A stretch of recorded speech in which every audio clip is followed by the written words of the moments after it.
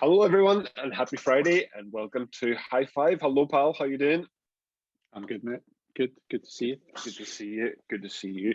So it's just you and myself today, Scott. We are not having a guest on our High Five slot, and that's because there's nobody. Is there nobody hidden? There's not like some mystery guest hidden that's going to pop up in a second, or you're going to surprise me. It could be that we've got great plans ahead, and it's not that nobody wanted to talk to us this week. It's just that Scott and I have decided that this felt like a really good time to touch base and kind of just come back together in the way that we did the very, very first High Five all that time ago when I was fitting out Merchants of Fun.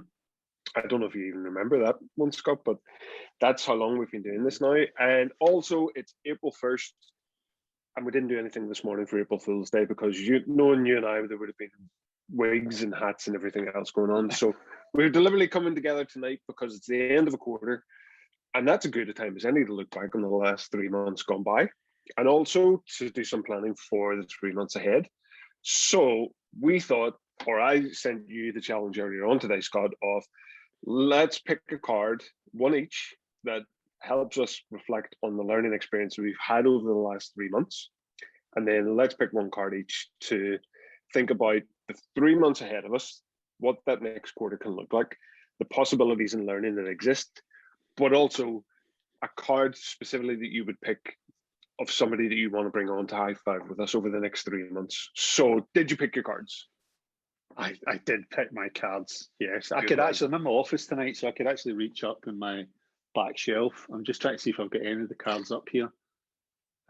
No, I don't, so I'm going to have to go for the wee small ones rather than the oversized ones. So that's good, because I've only got the small ones as well. So. Do you know, it's interesting picking a card for somebody else who doesn't know they're going to get nominated and doesn't know what card they're going to get, because we've normally got somebody who's been nominated by someone else and they've had a little bit of a reason why that card has been chosen for them. So I kind of debated when I was in that position of choosing a card about what I've noticed in this person over the course of the last 3 months as well, and what I'd love to know a bit more about their energy in that space of what they do and how they've came to be what they're doing and how they might come to use that in future. So I'll be fascinated when we get to the end, and I'll build a big bubble of excitement to talk about it by then, when we can talk about who it is and what it is that you're nominating.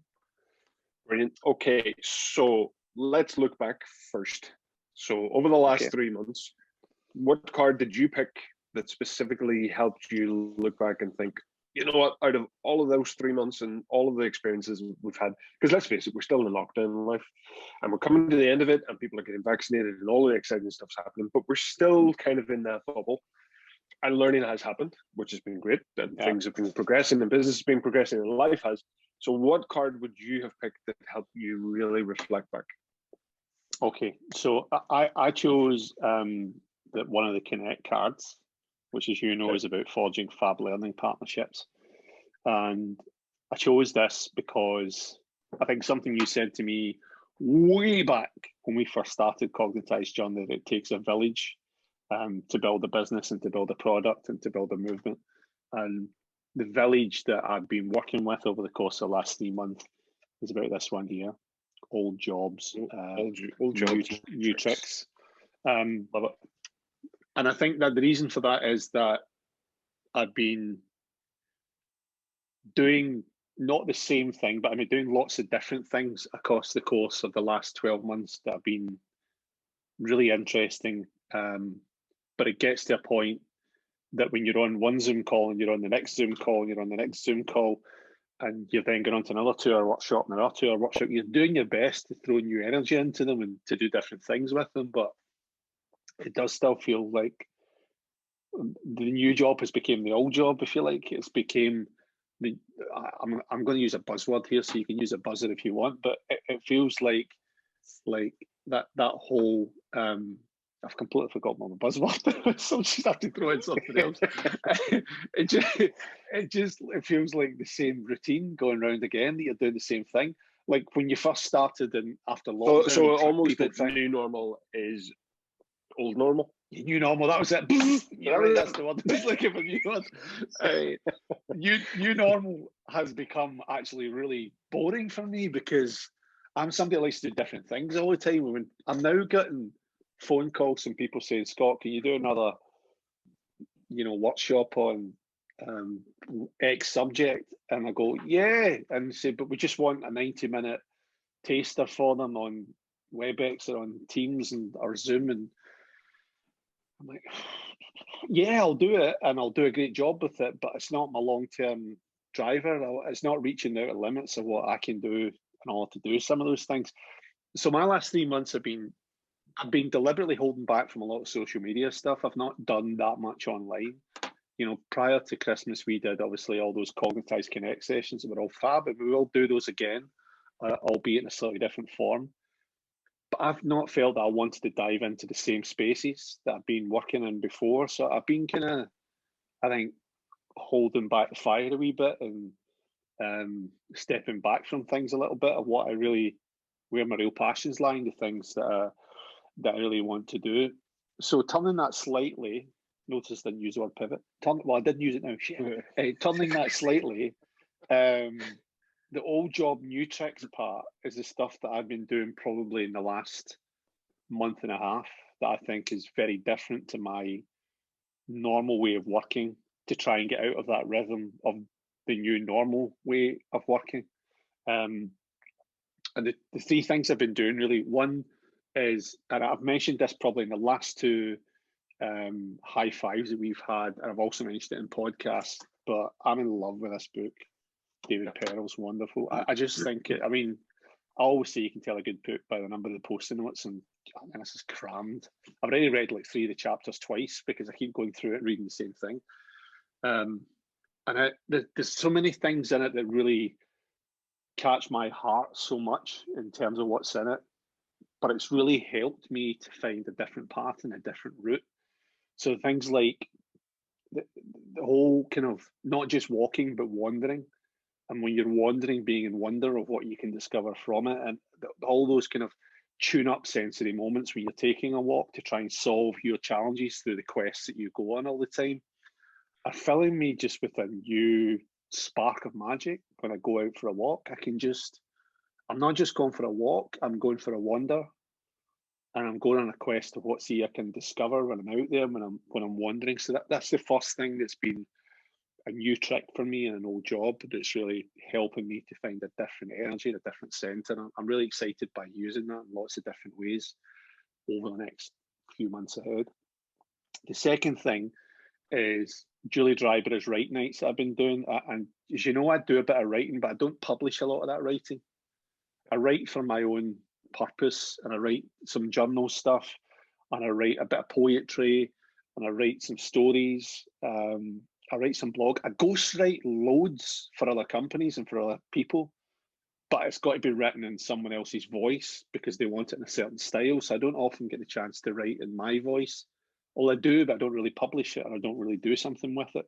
So I signed up to Julie's 5 write night sessions to try and help that voice again I wanted to use, and it's been quite moving actually. It's been brilliant. I've really enjoyed spending time with the people that I spent time with and forming a new writing group and learning lots of things from different people's styles, and so many people in that group that I've got so many different qualities, and being in that little quiet, dark lit night with just this little spotlight above me and just sitting with meeting, as Kirsty would say, meeting yourself on the paper every Wednesday night. I sat tonight for the first time and I wrote without it being a Wednesday night, and just wrote something just that was flowing through me just to see what journey it took me on. So I'm going to put out a lot more writing that I've been doing because I've been really enjoying it. And whether anybody likes it or not, I hope they do, but it's not, if my mum reads it and she says it's great, I'll do it.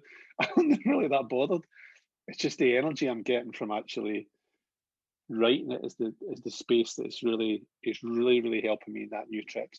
And the third and final thing is the stuff that Kirsty and I have been doing with Virtual Punks, Kirsty Mack. We're really trying to think of where next with that, because we started Virtual Punks not just to do Remo. We started it to help companies to discover virtual spaces, and also to take the heat out of companies taking annual subscriptions. They go, I don't like this, and I pay a fortune for it. that if we would take that monthly subscription and spread that cost in amongst all those organisations, and try it out, then we thought it'd be a good way to start using some of those platforms. So we started with Remo as our first one, and it's been a great success for us. We had a fab Christmas with it. We did Christmas parties right through that went brilliant. And we started kind of late December now into January, February, March doing team building events for companies. We did 2 last week. We did an awards ceremony for a business. We did a team building event for a business, which went fab. Next Thursday, we launch our virtual pub, which is brilliant. And you don't even need a COVID passport to get in. There you go. My Lenten fast of avoiding alcohol will be over by next Thursday. So I might even join you. You can come to our pub. So we're going to open it from 4 o'clock until 6 o'clock next Thursday. Is that the 4th or the 6th? I can't remember what date that is. Next Thursday, whatever the first Thursday in April is. I think it might actually be the 8th. Is it the 8th? There you go. That shows you how good my I don't know. I could be completely wrong. I discovered this afternoon I've got 44,000 emails I haven't replied to, so getting the date right is probably a bit irrelevant. I discovered this morning it was April, and I kind of thought it was still January, so don't worry about it. So we're going to open it from 4 until 6 o'clock. People can drop in for 5 minutes, 10 minutes, 2 hours, whatever they want, to get a chance to look at the possibilities of what you can do with a virtual space. And the other reason we're doing that as well is we want to try and have some kind of really low entry point that if people want to use that space just for their own use, they can maybe do some kind of value-based kind of entry model that they can do a subscription, not to Remo as such, but a minor payment to allow their group to get access to it. We're kind of going to, Kirsten and I are meeting early next week to get the final details of it. But I'd love you to come and see it and what we've created and crafted from it, because Leah Betts drew an amazing illustration for us for it as well, and it just looks beautiful. So all of that's been flooding me for the last 3 months, but I'm most excited about all of that I'm only just at the beginning of it. I've not really used all of that, and it's just igniting a new fire for me that I can't wait to let the sparks fly with it. That's the thing that I'm really. I just love that you're in that space that we talk about regularly, and I certainly talk about it. It's that realm of possibility that exists where anything can happen, and the next quarter, as we're talking about, or the next 2 to 3 months can be shaped how you want it to be, and I think that's where, if I think back to my days at Apple with that rebellious parrot culture that was there and that we tried to cultivate and sharpen, it was that idea that if the new normal doesn't suit, shake it up a bit, try and change it, and try to just make it a little bit different. And I love what you and Kirsty are doing with virtual punks, because the whole idea with punk culture is that you separate from the norm a little bit and you try other things and you open up exploration to possibilities. So I'm really excited to see what you're going to do with it, and I can't wait to check out that space. We started, between myself, Kirsty, and Lee also, we started 2 businesses during lockdown. The other one was Coaching Collective.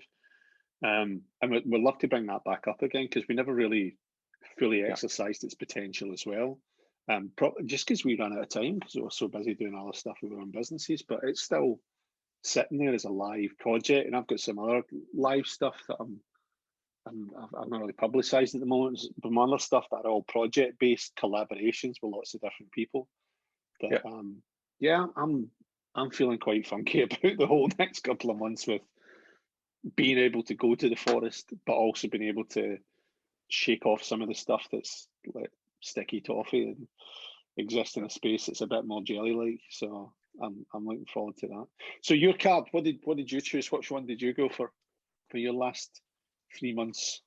My card is, it might feel a bit sensible and a little bit vanilla, but it's not. It's one of the cards that I love most. Is it your national insurance card you're going to show us? It's my dentist card. So I've went for a card from the Ignite theme because I love this theme, because it just, I think it resonates with where I've been at in the last 6 months, 9 months, since I've been thinking about the new store and the new concept for the retail experience that I created, and what we've been doing with Cognitize and what we're doing with Imaginosity, and also the squishy that we have obviously on the Monday on the Clubhouse. But I think if I look back on the last 3 months, for me, I spent a lot of that time being quite intentional with my own personal learning. So the card that I chose was the mobile library card. And what I love about it is write a short post-it note review of your favorite self-development book and leave it with this card as a gift for someone. So one of the things that really has struck me over the last few months when I've been doing, because a lot of the time when we were doing high fives, I would have been in our Imaginosity space at Merchants of Fun, or I would have been in my office there, and I'm surrounded by games, or I was surrounded by our cards. But as I've been in the office here, a lot of people always ask about the various different books that they see behind me. But and as you talk about it quite regularly, most of my early retail background was spent with booksellers and in the book industry. And it's also a passion of mine. So they've got like the film end of my PhD years up here, sports books, which are my passion, up above me. But also what I've started to realize is I tidy those shelves up every so often just so that they look okay on camera, is that there's a lot of them that I've read and forgotten about, or books that I'd actually purchased or had given to me that I don't read or I haven't read. And because of the space that we share with Cognitize, and because we're always talking with people who are working in learning, it started to actually really motivate me to come into the new year with a new spirit of, okay, let's just see what I can deep dive into. What can I learn personally? And if we talk about the whole idea of the ever evolving loop of learning, I need to prove that I'm doing that as well. I need to prove that I'm stretching myself in a learning capacity. Yeah. And I started to go back to books that I loved originally that I'd read, or books that I was given as gifts over Christmas. So the first book that I revisited was Fish. Oh, Fish Philosophy. Wow. Oh, God. And I just think if you own a store called Merchants of Fun, every 6 months you have to pick up Fish Philosophy. Work made fun gets done. And I just thought, do I always remember, do I always go back to what I'm doing in the store for kids, for teachers, for parents, has to be fun. And if fun stops being at the center of it, I'll lose my ethos with it all. I'll lose my way. So when I revisited that book, first of all, I love the fact that it's so short, because you'll know this from my past, Scott, and from the talks that we've had, but I love Blanchard and I love his books and I love the 1 Minute Manager. But Fish, when you read it, it's that 25 minutes that you have to yourself over a cup of coffee or a cup of tea. So I revisited that and I loved it, and it's made me playful again, because I've started to look at the possibilities in the store of what if I created this little space over here and thought about it through the eyes of a child, how could that look? So that's kind of there. I revisited another favorite book, which is Making Money is Killing Your Business. Very much all about who's the author of that, right? The author of that one is Chuck Blakeman. So a very, very good friend and business colleague, John Heenan, here in Belfast, introduced me to the 365 Club and network, which I was introduced to about a year or so ago. This book pretty much is all about getting yourself off the hamster wheel in business. So the whole idea is we get so busy and so focused on trying to drive the bottom line and making sure that we're profitable that we forget about why we get into business in the first place, and we forget about why we create a vision and a culture for ourselves. So I rediscovered that, and our good friend Justin, who everyone will know from Cognitize Connect sessions and High Five sessions, for Christmas gave me this beautiful book on board games. So it's board games in 100 moves, and I deep dived into it, and it really helped me rediscover my joy of why I'm actually working in the toy industry. So I looked at those, and then the power of what we do, the power of the network that we have. 3-4 weeks ago, on one of our first squishy sessions, our good friend Ricky recommended that I should read Atomic Habits. And I have literally, and I thanked them this week on the call, obviously, as you heard, but I have devoured this book. And it's been a very, very, very long time since I jumped into a book. And as you said a couple of minutes ago, you'd gone back on chapters and you'd been rediscovering pages again. And I find that I'm doing that on a daily basis with this book. So if you haven't read it, definitely jump in and get a copy of it. And then the other one, and this isn't dropping books for the sake of it. This isn't just saying these are books that I've read because I know by the color of that. That's Andy Coates' book, isn't it? It is, yeah. So and I've loved it. And you know, I kind of came into this year at the end of the end on a lot of things on my journey, because I'm coming to the end of the end, but the only place you can get to at the end of the end, and we'll share this story at some point and how we talk about this, but you come to the beginning of the beginning. So I came into 2021 in a good place in my head, in a good place in my spirit, in a good place in my kind of physical body. And I kind of thought, right, I just want to be positive for me, but I also want to be positive for the people around me, my two sons in particular, family, friends, business colleagues and associates. And when you read that, look at all the size of that book, and you just read it and you just feel good about your day. And, you know, it makes me just feel joyous that going back to the mobile library, they are books now that I would recommend to other people because they really ignite me and they fire me up. I mean, there are literally hundreds of books here that I could pick from where I would say I could recommend it to the right person at the right time. But the power of learning for me is if someone has read something that they love and they pass it on to you and you learn something from it, it's that circle. So for the next few months ahead, I really want to keep focused on reading. I've made an atomic habit for myself that I read 10 pages per day, but across 2 to 3 books. So I'm looking at a few different books. I always have had books on my kind of bedstead because to me that's your learning experience. It's the amount of books that I put into storage recently as well, where you just kind of think, I need to dig them all out at some point. And you look at these, if you go on your social media pages and you look at some of these opulent libraries, I don't need an opulent library. I just need the stuff that I really love picking up again. Because every so often you just want to hand books out, and I think back to 14, 15 months ago when you left a book in Glasgow for someone to pick up as a random act of kindness. And I just think that's what books are all about. It's about passing that knowledge on to someone else. So that's why I picked that card. And it's been a beautiful journey. There was another book that obviously you, myself and Kirsty read, The Tao of Bowie, and that was our first book in our book club. So even the fact that I stretched myself this year to start a book club has it's filled me with wonder, and I'm looking forward to what books I can read. So definitely when people see this high five going out, it'd be great if anyone feels a compulsion to drop us a DM or an email and tell us some books that you think we should read, drop them in the comments to us. Please do. We can read them in our undersized pineapple book club. Absolutely. Are your books posted noted? Some are. So every so often I will admit, and this is a terrible, terrible thing to admit, I fold corners. And I know a lot of people don't do that. And I've met people, how I used to interview people that were going to be booksellers. And I won't go into it. But I do fold corners down, like so. And it kind of allows me, and I have a system in my head. So if I fold it down at the top of the page, it's where I've stopped reading. If I fold it at the bottom, it's a page that really, really has meant something to me. And I go back to it. And I don't underline it, because if I go back and it's folded over at the bottom, it makes me read the full page again.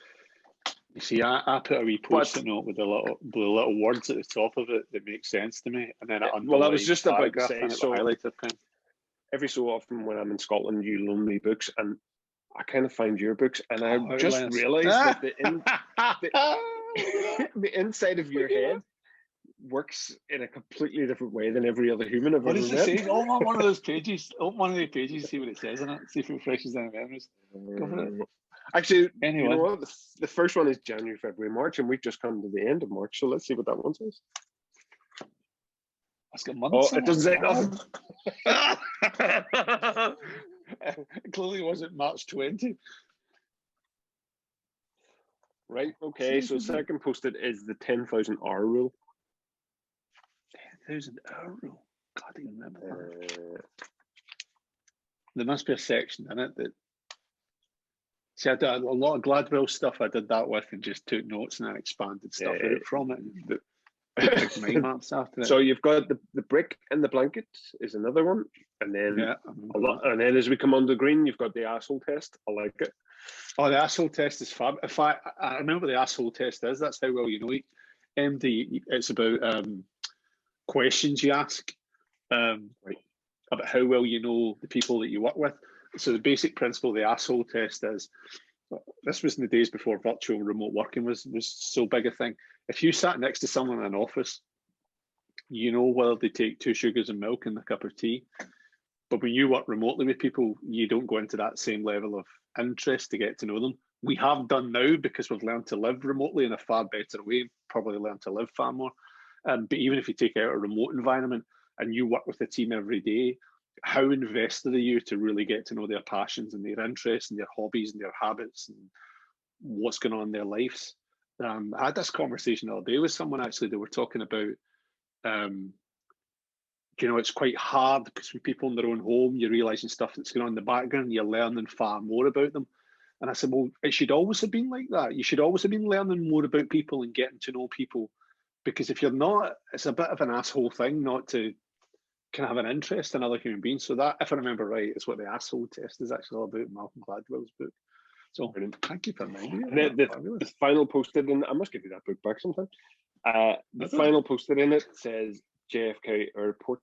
And it's also just made me reminisce a little bit that how much, even though I don't miss all of the travel that we do in our separate worlds of toy industry and learning industry and everything else, I do kind of miss airports a little bit, not too much, but a little. What I mean by that is, how many times have we texted each other or phoned each other in airports while we've been waiting for flights, and we're in the bookstore and you're picking up great reads, or you're recommending something, or you're asking for recommends. And when I've just seen that posted, I kind of made me go, Gatwick Airport is probably in a year, that's the one that I go to the most, because I'm always going to West Sussex or London or wherever. And it's probably the one that I miss the most, and it's got some great bookstores in it. What's your least favourite airport? You're going to kill me if I say it. But I think I've told you before anyway, it's Glasgow Airport. I cannot stand Glasgow Airport. Leeds is the close. Leeds is close by, and I can kind of just tolerate Leeds a little bit more, but my favourite airports are by and far and large the German airports. I just they're exceptional. You just feel exceptional. When I'm in a German airport, I've seen me flying in early to a German airport so I can have lunch there before I got on our flight. I went to the bread shop. I remember getting off once in Dusseldorf when I was flying to Romania, and I got off and I went to this beautiful pastry shop and had some bread stuff for breakfast, and I was still there about 2 o'clock in the afternoon. And I went and had my currywurst in the restaurant as well. And I was like, shit, my flight leaves in about 10 minutes. This place is so good. It's amazing. I can't stand Luton Airport. I hate the place with a passion. It's just awful. It's truly awful. Service is bad. The feel of it's bad. The energy in it, the layout, it's just a nightmare. In fact, Steve Smith, if you're watching this, if I remember right, you echoed my hatred of it was either you or Jonathan that hated the Luton Airport. I remember one of you guys tweeted about it once. Oh man, it's horrible. Anyway, let's talk about moving forward then. A card for someone else, and someone else you chose a card for, and why you chose it and what that was about. What one did you pick? Okay, so are we naming the person that we have picked it for, or are we just saying let's do the card and why you've chosen that card, and then the big surprise at the end about who that person is once you've told us the story of what. We'll tell the story of. Okay. So I've stuck with. You can see we pre-planned this before we started recording. I don't think we've pre-planned anything that we've done. No, we don't. To be honest. No. So I've stuck with the same theme, Ignite. And the reason that I always shuffle through the cards, and kind of just when I feel compelled to pick a card, that's when I will do it, rather than trying to be prescriptive with it. But this one I've tried to be a little bit more prescriptive. So the learn on this card is: once upon a time, facts tell and stories sell. They inspire to tell an inspiring story to your team or a colleague using the following structure as an example. Once upon a time, there was, fill in the blanks, every day, fill in the blanks, one day, because of that, until finally.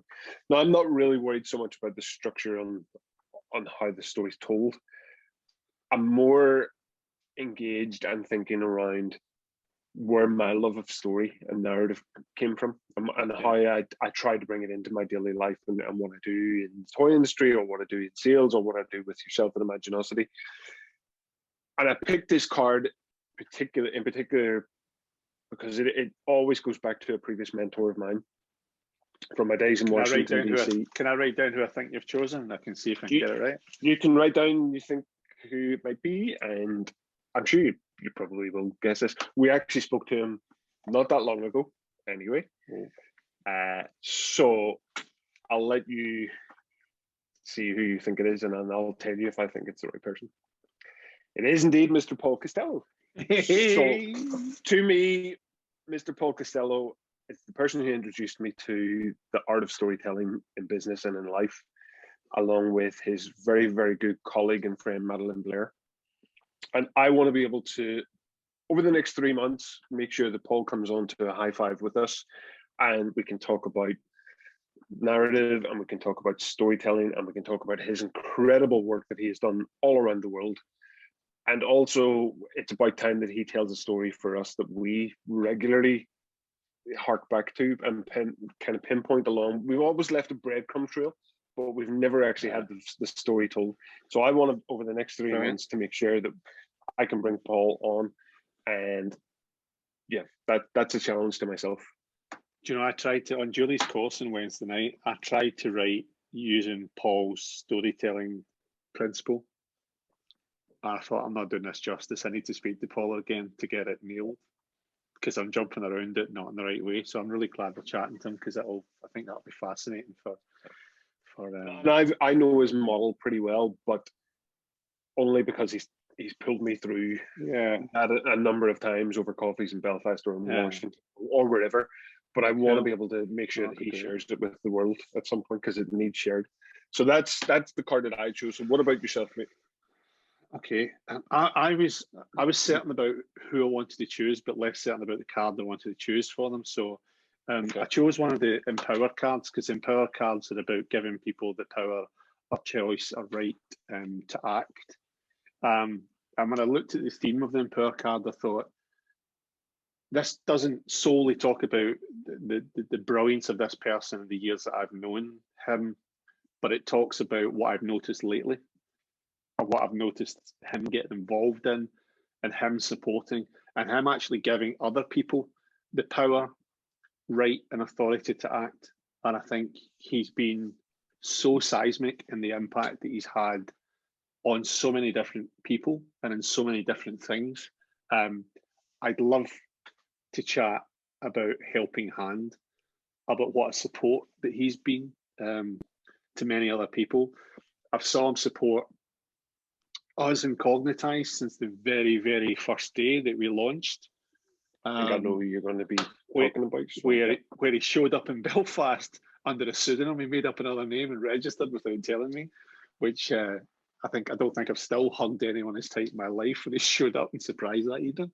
You already know who it is by that clue alone. Yeah. Secondly, I've noticed the support he's given to our community and all the people that we work with. That he keeps showing up in all these spaces. When we were speaking to Olga a few weeks ago, she mentioned him as well, because he's supported Olga on her journey. Jeff Wayne, his new Unstuck book, I know he's been a massive help for Jeff, and the power of his questions and how he puts a question to get you to sit back and go, ooh, I haven't thought of that. He's been such a helping hand to so many people that I thought it would be a really interesting story to hear from James about his variations from James Farrell on Helping Hand, is who I'd love to have on and to have a chat with, because I know James incredibly well. He's a really good friend of mine. I know him incredibly well, but I don't think I've ever spoken to him actually about his integrity and how he goes about help and how he goes about support. And I think that's something that, over the course of whatever period of time that we're helping people to recover and to give them the help and support to help them move their businesses or their jobs or their roles or their lives onto a different stage. He's been a brilliant help for me, and he's been a brilliant help for so many. And I'd love to get under the skin of that helping hand and see what's involved in it, and what he's done, and what his logic and reasoning is, and anything else he's got to tell on that one particular card, James. There you go. You can dig out your set if you've got them. So, be lovely to chat to James about that as well when we catch up next with him over the course of the next month or so. Brilliant. I've got one more plug. Leitham Green Fan Club. I was at Joe and Alex's Be the Ripple Safe Spaces event yesterday. It was just brilliant. It was just awesome. Some of the stories that we heard from people were just stories that really needed to be heard about how we create safe working spaces for people to speak up and to speak out about the things that really, really do matter. And Leitham told just a fabulous story about his workplace culture that he was in when he experienced the most horrific circumstances. And I've just loved Leitham from the minute I've met him. I just think he's just superhuman. He's so generous with his time. He spent, I asked him if he could help something with Ava's homework because it was an exercise on Buddhism, and I texted him. My God, Leitham recorded an audio story about every aspect of Buddhism that was enough to pass, any exam that you could ever be given. He's so generous and so kind, and just such a lovely, lovely guy. I've decided to put Leitham Green Fan Club t-shirts on sale to show our support for the awesomeness that is Leitham Green. So I'll be doing this probably via Be the Ripple, because it fits the colour scheme of Be the Ripple as well, actually, in terms of the colours. And we're going to sell them and try and raise some funds for the charities that we were raising funds for on Thursday, Safe Spaces as well. So yeah, Leitham Green Fan Club t-shirts are going on sale soon for charity. So and if you think back to that point that you raised at the very start, that you always attribute to me about it takes a village. Think of the people that are in our village since we've been doing this with Cognitize, and the high fives and the squishy and everything else, mate. And that's the people you want in your tribe, Oh, totally. So it's just this, so many friends that I've never met over the last year, and I can't wait to run across a meadow and give them all a big hug at some point. Yeah, that's my vision. I'm only going to meet them if it's in a meadow, because I want to kind of do that film thing with the music playing in the background, and I'm running across the field with my arms flailing, ready to hug them, and I go, "You're 4'2"?"